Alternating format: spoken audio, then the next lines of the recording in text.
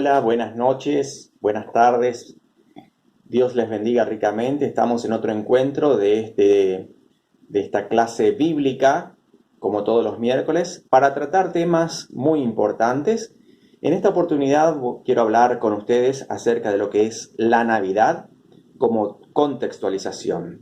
Estamos viendo temas éticos y morales actuales. Y bueno, la Navidad tiene que ver también con algo ético, moral y es actual, ¿no? Estamos en una fecha especial.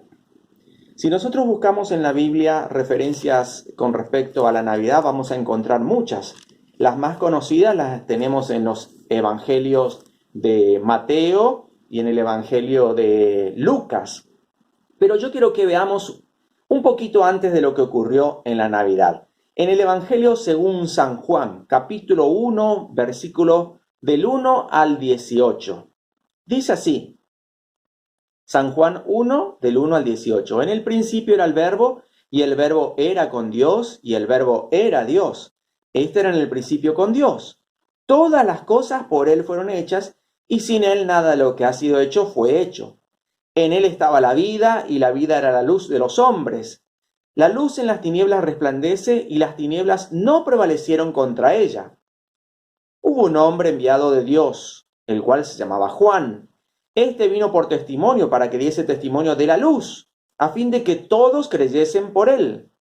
No era él la luz, sino para que diese testimonio de la luz. Aquella luz verdadera que alumbra a todo hombre venía a este mundo. En el mundo estaba y el mundo por él fue hecho, pero el mundo no le conoció. A lo suyo vino y los suyos no le recibieron.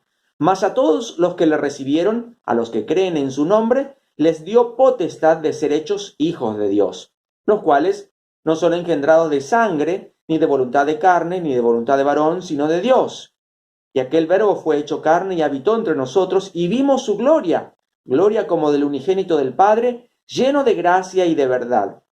Juan dio testimonio de él, y clamó diciendo: Este es de quien yo decía, el que viene después de mí es antes de mí, porque era primero que yo. Porque de su plenitud tomamos todos, y gracia sobre gracia. Pues la ley por medio de Moisés fue dada, pero la gracia y la verdad vinieron por medio de Jesucristo. A Dios nadie le vio jamás. El unigénito Hijo que está en el seno del Padre, Él le ha dado a conocer. Notemos esto: ningún texto del Nuevo Testamento capta esta maravilla de la Navidad que este prólogo que tiene el Evangelio de Juan, ¿sí? El logos aparece acá, la palabra, el verbo, dice esta versión, ¿no? En otras versiones dice la palabra. En el griego, el término es logos, ¿sí? Aquel logos fue hecho carne y habitó entre nosotros. Dice acá el versículo 14, ¿no? El verbo fue hecho carne, ¿sí? ¿Puede haber una expresión más hermosa y a la vez más profunda de este significado del nacimiento del Hijo de Dios como el Hijo de María y a la vez Hijo de hombre?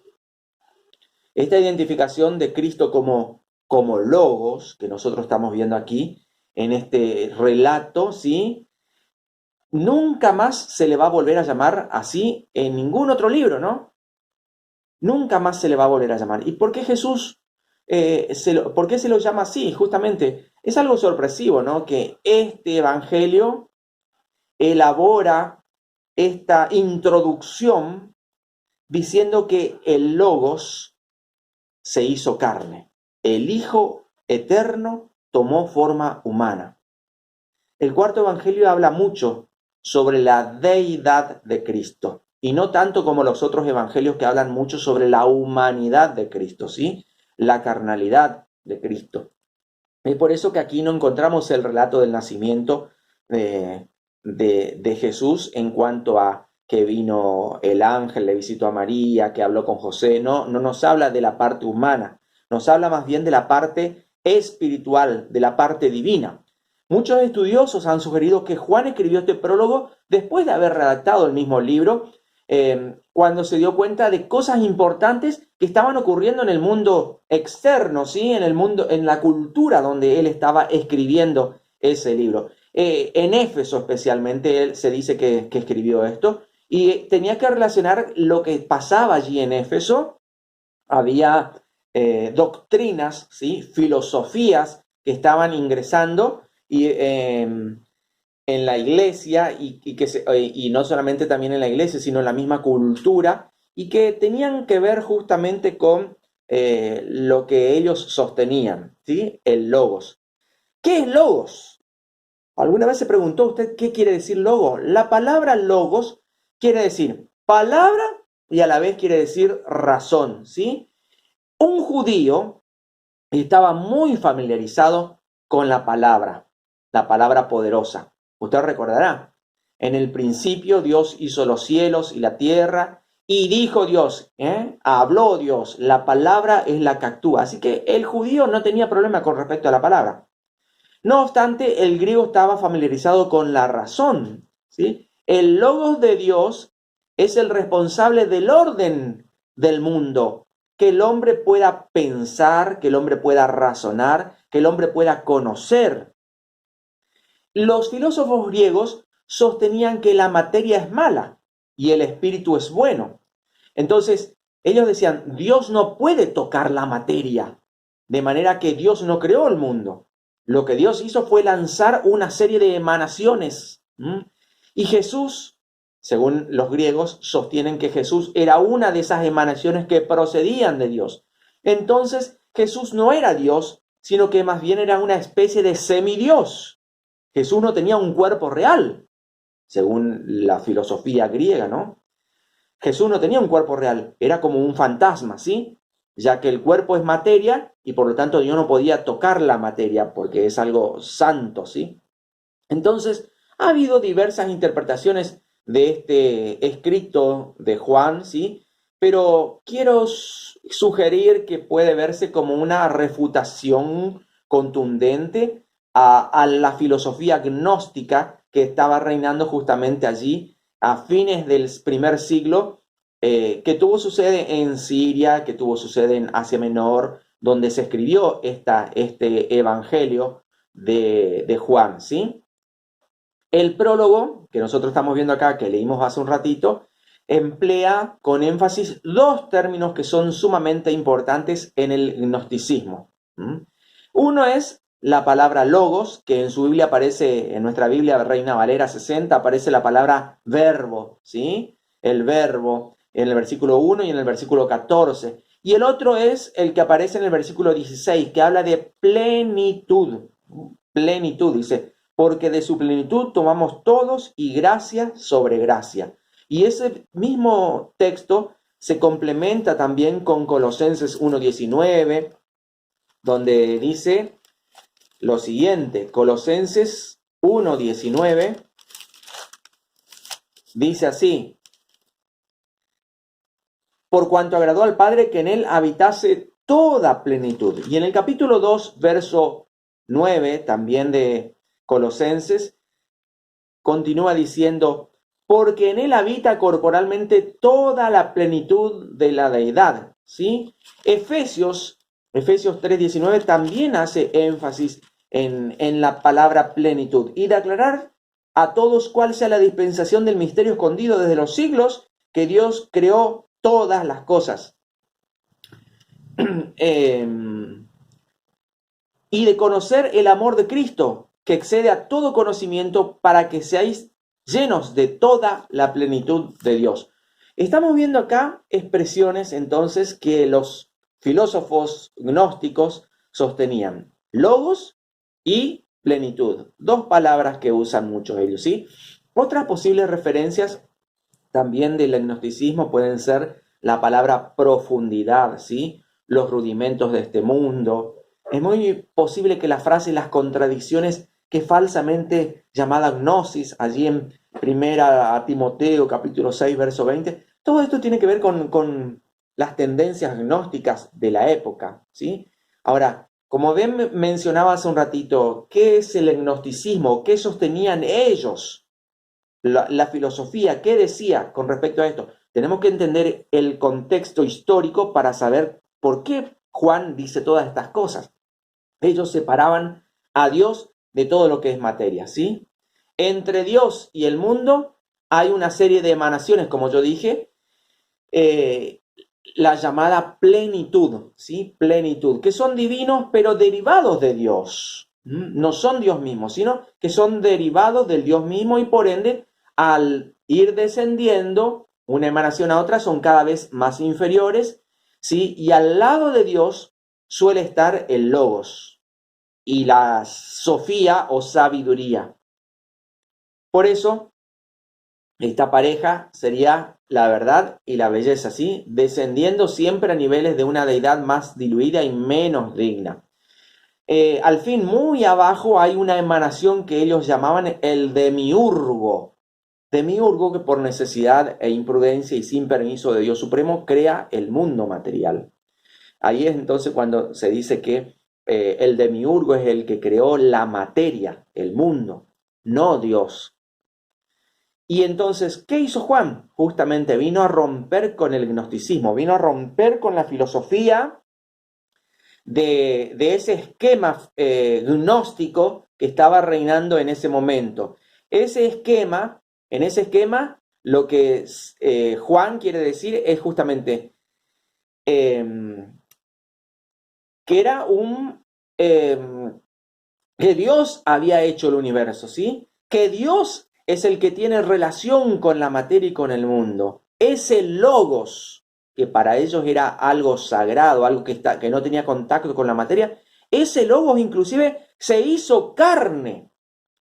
Es algo genial lo que escribe el apóstol, ¿sí?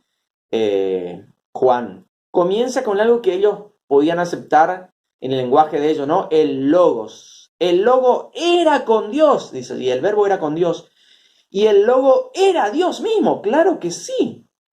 Claro que sí, pero enseguida invierte el sentido del esquema y dice, todas las cosas por Él fueron hechas. Y sin Él, nada de lo que ha sido hecho fue hecho. Fíjense que acá desaparece esa emanación llamada demiurgo, en esa cadena descendente de emanaciones que ellos habían dicho, ¿no? Es el mismo verbo el que ha creado el mundo entero. El mundo por él fue hecho y no por ese disparatado demiurgo que estábamos mencionando y que la filosofía gnóstica sostiene, ¿no? Y si eso no bastara, fíjense lo que dice allí en el versículo 14, ¿no? Y aquel verbo fue hecho carne y habitó entre nosotros y vimos su gloria, gloria como del unigénito del Padre, lleno de gracia y de verdad. Aquel logos fue hecho carne. Fue igual a nosotros. El verbo no solo hizo la materia, también se hizo materia. No solo se hizo persona, se hizo cuerpo, se hizo carne, con toda la corporeidad física que eso implica, ¿sí? Se hizo carne, implica que era vulnerable, era precario, era perecedero, era corruptible, así como nosotros también, ¿sí? Que nos enfermamos, nos golpeamos, morimos, se desintegra, ¿sí? Es decir, que bíblicamente acá carne significa debilidad, tenía inclinación hacia el pecado. Todo esto lo asumió el Logos en su encarnación, en esa primera Navidad. Y en esa encarnación física y material, el Logos fue hecho un ser humano con todas las características particulares de su propia individualidad, ¿sí?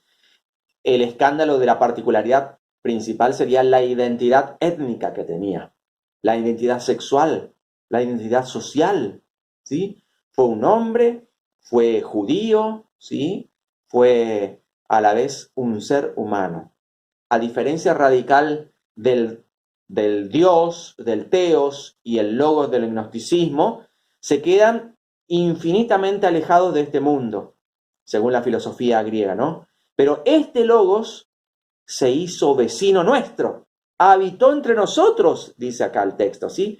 Como ese verbo que se encarnó tomó la auténtica residencia en la tierra. Jesús vino a la tierra, ¿sí? Como cualquier otro ser humano. En Jesús, el eterno Logos se visibilizó. De modo que vimos su gloria, dice el versículo 14. Vimos su gloria como del unigénito del Padre, lleno de gracia y de verdad. Por eso, aunque nadie ha visto al Padre, Jesús, como unigénito de Dios, ¿sí? Jesús lo ha dado a conocer por medio de la carne humana. Entonces, Dios, después de haber hablado muchas veces y de muchas maneras, en la encarnación, según Hebreos capítulo 1, versículo 1, mírelo allí en su Biblia, Dios, habiendo hablado muchas veces y de muchas maneras en otro tiempo a los padres por los profetas, en estos postreros días, aquí en Navidad, nos ha hablado por el Hijo, en la encarnación, a quien constituyó heredero de todo y por quien asimismo hizo el universo, el cual siendo el resplandor de su gloria, ¿sí? Cristo, antes de hacerse humano, Él era Dios, coeterno con el Padre, coeterno con el Hijo. Él existió siempre. Dios, el Padre, no le creó al Hijo. El Padre, el Hijo y el Espíritu Santo siempre estuvieron juntos, siempre existieron. ¿Sí? Son iguales, coiguales. Las tres personas son iguales. No es que el Padre sea más que el Hijo, ni que el Espíritu Santo sea menos que el Hijo. No, las tres personas son iguales. Dice acá el versículo 3, el cual siendo el resplandor de su gloria y la imagen misma de su sustancia, quiere decir que las tres personas son iguales, ¿sí? Quien sustenta todas las cosas con la palabra, con el verbo de su poder, habiendo efectuado la purificación de nuestros pecados por medio de sí mismo, se sentó a la diestra de la majestad en las alturas, hecho tanto superior a los ángeles, el cual heredó más excelente nombre que ellos. Nosotros vemos a lo largo de los evangelios la vida humana de Jesús de Nazaret. Jesús es la revelación divina. Jesús es lo que el Padre quiso darse a conocer. Entonces, cuando nosotros recibimos a Jesús, estamos conociendo al Padre, estamos conociendo a la deidad, estamos recibiendo a Dios en nuestro corazón. Miren estos términos teológicos que aparece aquí, ¿sí? El verbo se hizo carne. Jesús tradujo el verbo en carne y en vida. De acuerdo a lo que leímos hace un ratito allí en el Evangelio de Juan, ¿sí? Decía allí, el verbo fue hecho carne y habitó entre nosotros, ¿sí? También dice acá, por medio de Moisés fue dada la ley, pues la ley por medio de Moisés fue dada, pero la gracia y la verdad vinieron por medio de Jesucristo. Y otra cosa que dice el texto también es que en él estaba la vida. Entonces, la carne, la vida, el logos se materializó. La verdad habitó entre nosotros, ¿sí? Contextualizó la verdad. Vimos su gloria. Jesús se hizo visible. La verdad está a la vista de la gente. Usted puede comprender ese significado. Tal vez es algo profundo, ¿no? El mensaje de la Navidad es un desafío para nosotros. Es encarnar el Evangelio y visibilizar la presencia de Dios en toda nuestra existencia, para que el mundo vea su gloria, su gracia y su verdad.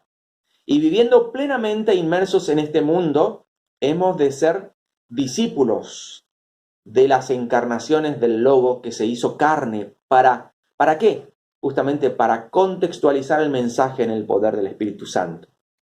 Dios quería acercarse a los hombres. Y por eso Él entonces utiliza al Logos, ¿sí? Para hablarnos y para mostrarnos lo que realmente somos nosotros. Somos carne, necesitamos ser perfeccionados a través de Cristo.